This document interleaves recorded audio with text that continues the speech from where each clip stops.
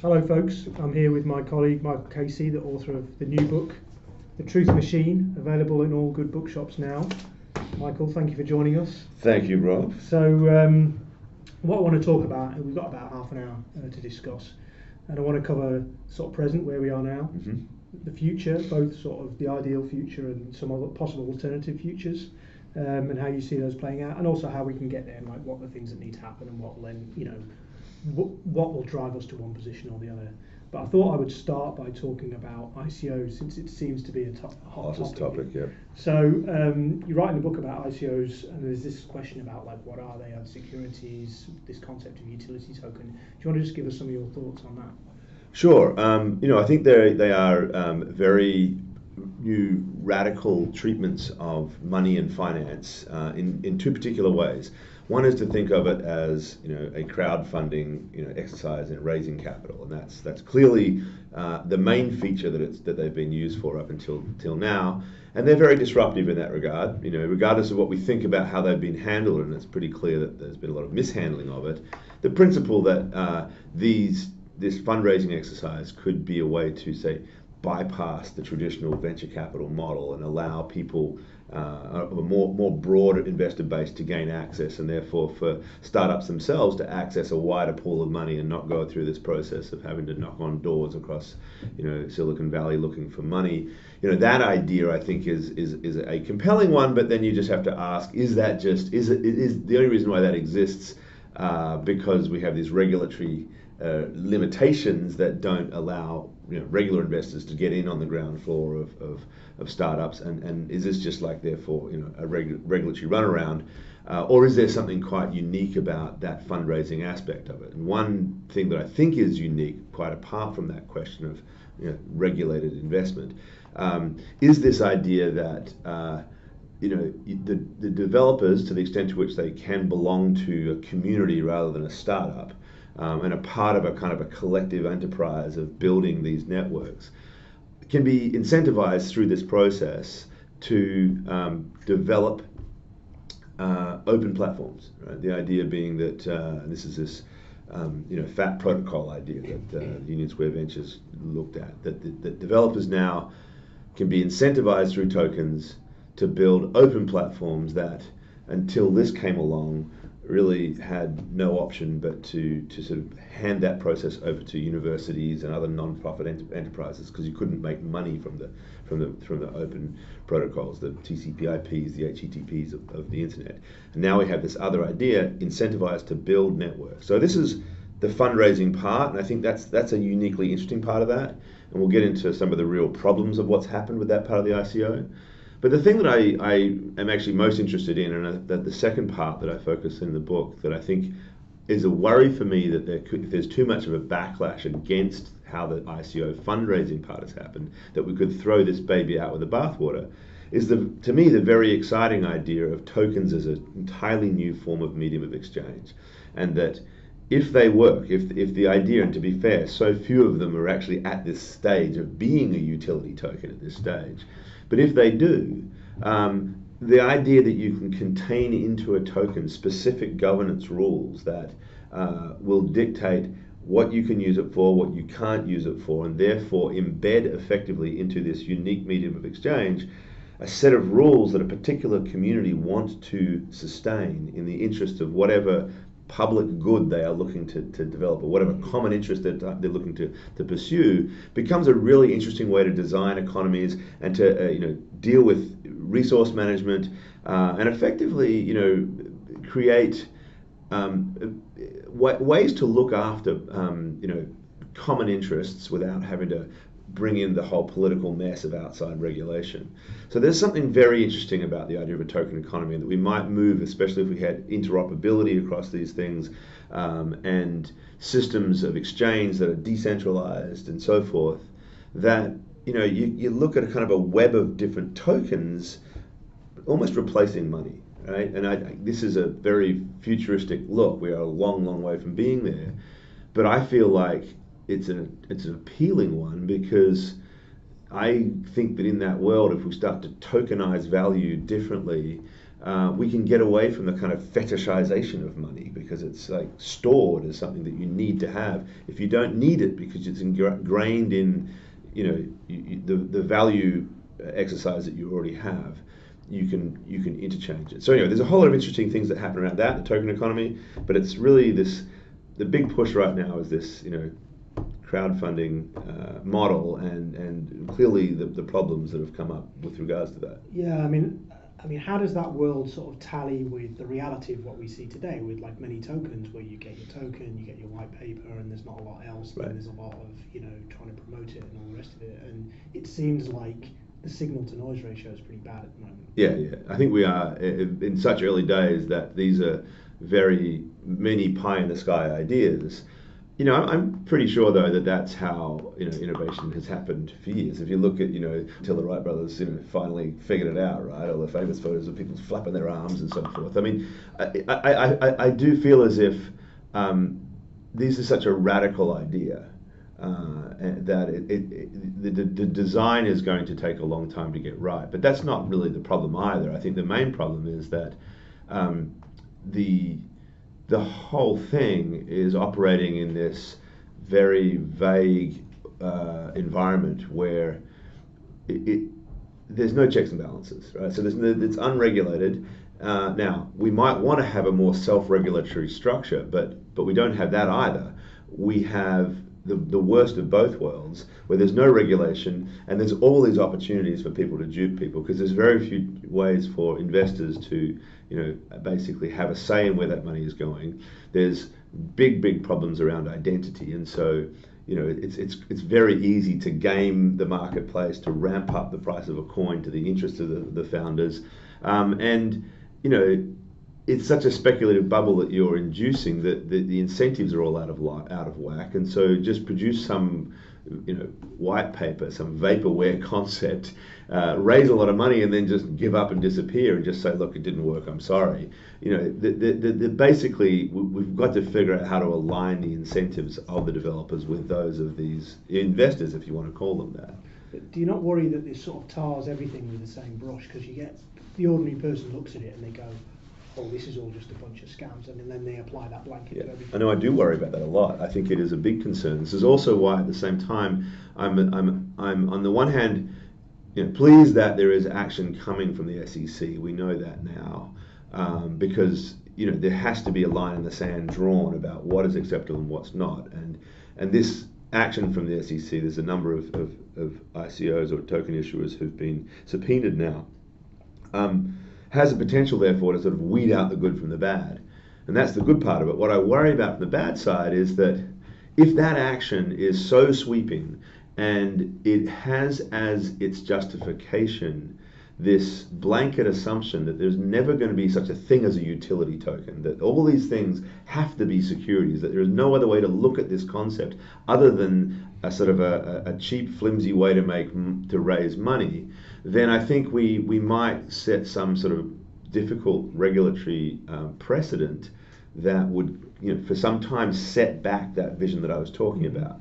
I really do want regulators to say, hey, this is an interesting way for the world to tackle climate change, for example. I mean, there are interesting ways to think about tokenizing natural capital and how we can sort of build incentives into how you manage water resources and things like that. We could do a lot of good with this. And I think if you just treat anything like that as some sort of security that has to be sort of clamped down on because it's nothing but a fraud, or at least a way to raise money, we lose sight of that. And so we don't yet quite know what the SEC's formal position is. I just hope that it has sufficient nuance within it to be able to embrace this broader innovative vision that is emerging out of this space. Do you not think this is like a perennial challenge or problem with technology where the original vision comes out and says, wow, it's going to decentralize everything. It was the same with the web, 20 years ago. It's going to decentralize everything and it's going to make everything wonderful and everything's going to be in people's hands and whatever. And then that's not how it's turned out. And then also with Bitcoin, again, the original white paper was this decentralized system, and it's not really that's not really how Bitcoin's played out, in the sense if you look at the mining now, it's not really mineable by the ordinary person. how do you think about that idea of like the original sort of utopian intent and then the reality of how things play out? Well, I'm sort of inherently, I think, a little bit more optimistic than the don't trust anybody cryptographers that I tend to associate with sometimes. So I do think that we can build something, positive out of this. I still think so. I think the book is geared toward that vision. But I agree. I mean, your heroes often let you down, right? And it has been disappointing to see how it has morphed into a much more centralized system.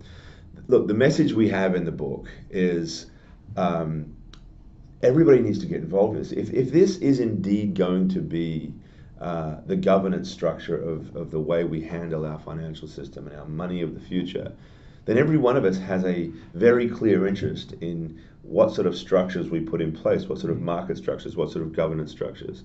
And so I want this book to be a wake-up call to people outside of the very narrow fields of technology and or finance who've taken an interest to say, hey folks, this matters to you, so think about it. So make demands upon technologists, get involved, learn the code, make this whole open source exercise truly open source. So that's one part of it.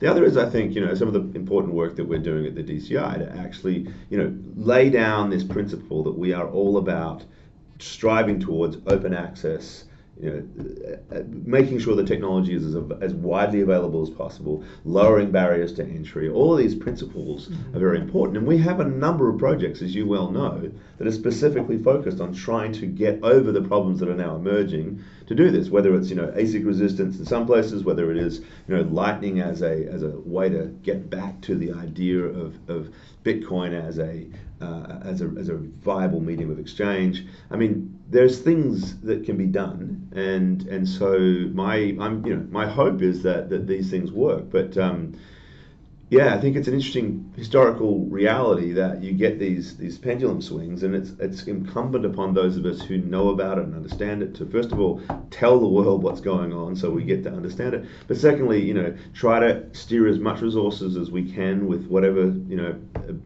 facilities we have toward building that more ideal, open, fairer system that we all believe in. And you touched on in the book some of the practicalities of, like, if you've got Bitcoin, you've got to manage it, and you want it to be a truly decentralized system, you've got to know how to manage your own private key, and that's not a simple thing. And I think, what do you think of some of the practicalities around, like, okay, if we're going to switch to this, you can't just say to somebody, oh, bad luck, if you lost your key, all your money's gone. It's just not going to fly for the average person. Right? Yeah, so how do you think we can...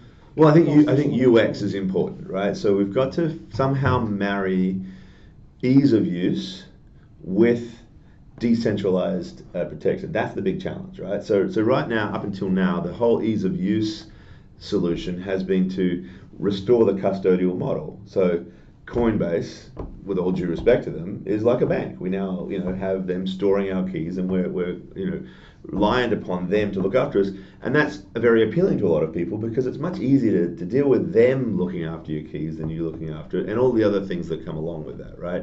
But of course, we're back to the same problem, and then there's all sorts of political problems that come with that because Coinbase and others become players in the debate about where the technology should go and so forth. So, the challenge is going to be, how do we get really simple to use, front-end, well-designed wallets that are intuitively very easy to use, and yet have within them very strong protections for people to have control of their own keys. And I think there's some interesting stuff emerging. I mean, I'm less concerned about some biometrics. Some people think, biometric tools can be dangerous because they'll end up being centralized in some way and someone's going to take charge of them. But I think there's some very interesting work being done about how to manage those keys, those biometric keys, in decentralized ways. And I think some of the sort of decentralized internet models, IPFS and others, can let us think about ways in which data can be stored and safely restored without having to depend on any one entity. And if we can build that infrastructure, and then on top of that, again, this sort of much more friendly wallet-based, so that people get to see it, and then really find valuable uses for it. And I think there are plenty. I think Bitcoin, there's still international remittances and things like that. There's still phenomenally useful things that can be done, and I think that the speed and ease of exchange is going to get better and better, and that's going to resolve some of the volatility problems of people moving in and out of the currency. So, I think that there's still a lot that can be done, but it has to be about, again, that marriage between security and ease of use. One of the other things you talk in the book is about how blockchain technology is very important, but it's not a panacea, right? And you talk about like institutions and how if your institutions are not good, then changing the technology is not really going to be in and of itself the solution. I just wonder if you talk a bit about institutions and deployment in the developing world and how it can practically make a positive difference and not just be something like you have to recognise the other problems in a country necessarily and say it's not just saying here's a here's a piece of technology that's going to solve all the problems for you. Yeah, so I think I sort of look at this from two directions, right? One is the first thing is this myth of trustlessness, right? That we're going to somehow bring this thing into play and everything will suddenly, you won't have to rely on any institutions anymore, which is just wrong. In fact, I actually think that for people in the very hardcore Bitcoin world who'll say, well, it's not applicable to anything else in the world precisely because you have to trust something else.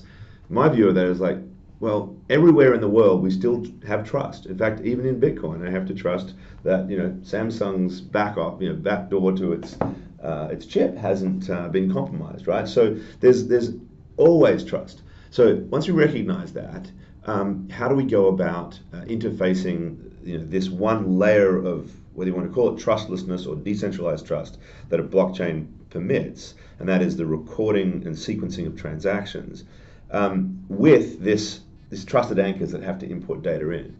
And I think that, yes, you do need to ensure that in many cases that those institutions work. And so the classic example is property title. And a lot of us are sort of optimistic that the blockchain one day might be a very good, secure record of title so that somebody can't go and bribe the local registrar to transfer the title over to a brother or whatever. But we have to make sure in the whole garbage in, garbage out problem that we're not just taking all of this misrepresented attestations as to who owns what, maybe from the very same crooks, and inserting that into the registry. So you need to make sure that data is reliable before it goes in. So it's not a panacea on that level. But I do think, and this is where I think there needs to be a lot more research and discussion, that you can do things in a sort of a piecemeal way and actually build sort of incentives and common interest in the development of those institutions precisely because you start to improve reliable registries and reliable records. There's a feedback loop that I think comes from the idea that you might not be being watched at this level, but at the bottom level, there's a trace of your activity that can, certainly with big data analysis and everything else, can throw out anomalies and red flags that a human eye can't see, that you can take back to a crooked anchor and say, you're not acting honestly, and we know this because of this record. So I think there's, it's like you're going to be operating in a more transparent environment. So I'm hoping that these institutions, these trusted entities that still have to be part of the equation, have pressure brought to bear upon them because of the presence of this newfound transparency that comes with this technology. And one of the other things that you talk about in the book is lack of, programmers who really understand blockchain technology at a deep level, the importance of education. Could you talk a bit about like what role you think that plays, how important it is in reach? Because we talked about these sort of different futures, like this truly decentralized future, and realizing all this potential and not realizing that, and like how big a factor is education in that, do you think? It's just absolutely huge. I mean, I think it's the most important thing of all, because I worry that the algorithms become too powerful. I mean, they are going to be powerful. Right? We're now going to effectively, if this vision emerges, the algorithms are going to be, our checks and balances, our governance systems. And I think it's too simplistic and naive to say, well, it's okay because it's all open source and everybody has a say in this and it's all being developed in this collective way. Clearly, without the skill set and with the kind of cultures and types of relationships that emerge, the small number of people have commit access and so forth, They can be the best, well-intended people in the world, but it's a very narrow cultural set, right? And that means that you bake into the algorithm biases, and we do a lot of work at this at the lab. This is not necessarily bad intended stuff, but we've got our own cultural biases. And so I think diversity of input into the design, the governance design of our future economy, which is what we're talking about here, is absolutely essential. So that means education. It means education across a broad diversity of humanity, across a broad breadth of the international community, and bringing as many people as possible into the development phase, but also the kind of monitoring and sort of broader design aspects of what this is all about. So, yep, I mean, again, it's a mission of the book is to try to get the message out there and say, care about this stuff, people, get involved, because this is your future. And how well do you think Bitcoin is doing now, Bitcoin and all cryptocurrencies are doing now in terms of not being a monoculture? Not very. I mean, it's getting better. Look, no, I think it's changed quite a bit. I mean, I think the problem I have faced is all the newcomers that are coming into it don't fully understand what it is. That's my biggest concern. That said, there are so many more curious people now who might not fully understand it than was the case when I first got interested in this space 4 years ago. It was much more monoculture if you just sort of, if you talk broadly about everybody else than it is now, because my grandmother, or my mother, talks about it, right? She doesn't understand it, but that's not a bad thing. We sort of dismiss that as something simplistic, all these fools who don't fully understand what this is all about, who want to buy the latest coin or whatever. I'm not quite so cynical. I actually think that simply being aware, simply having the conversation. There was a great piece in MarketWatch the other day that just said, look, it doesn't matter if Bitcoin ends up failing or it does this and you haven't lost money, it still matters because it made us think. And that's pretty important. It made me think. I didn't have a clue what money was until I really didn't understand the essence of money until I discovered Bitcoin. I've been writing about it for 20 years at the Wall Street Journal. Like the understanding of what actually this social compact is something that I think we need to go through as a society. So we're pushing the edges of understanding in this process, and that's a good thing. But yeah, it's a wider tent. The ones who still have real control of it, certainly ones who own most of it, very concentrated, I think that's problematic.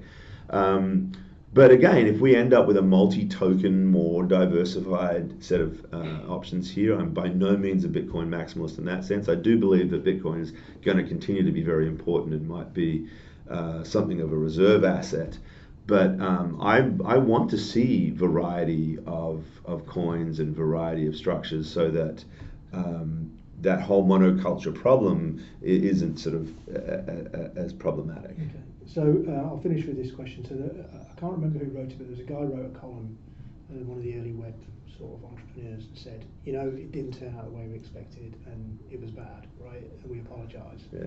Do you think we're going to be writing that column in 20 years? I hope not, right? I mean, well, and let's face it. Some of the folks who are saying that, Tim Berners-Lee, even amongst himself, right, has sort of said, look, it didn't make it. And Berners-Lee did more than anybody else to first popularize the web, and in some respects by rushing forward maybe before it was ready, creating the scenario in which we ended up in this much more centralized, corporate controlled model that we all sort of complain about. And yet here he is saying, I'm not so great, not so happy with where it's ended up, and he's working hard to try to deal with it, right? His project, whether it's going to work or not, is specifically aimed at a more decentralized web. So, look, I hope we don't get there, but I don't know that if it does, there's not more efforts that can be done to build a better solution. This is the sort of story of humanity, like, stuff gets built, it kind of goes in one direction, and then there's this big push to build something else, and suddenly somebody discovers a new solution. That's what I'm hoping for. Yes, it could be that this ends up being an absolute, waste of time, and there's nothing good that comes out of it. It's way too early to say that, and I actually fundamentally don't believe it, because I think that when you get into the core of what we're trying to deal with here, this essential problem of human trust and how we manage to bridge that gap, and that we can do so in a way that brings math into that equation so that we can resolve it through this other structure, is so compelling that we can do some good with this. We really, really can. I thoroughly believe that. That's good. That's a very positive note to end on. Thanks a lot, Michael. And thank you, viewers, Thanks, for Rob. watching. Thank you.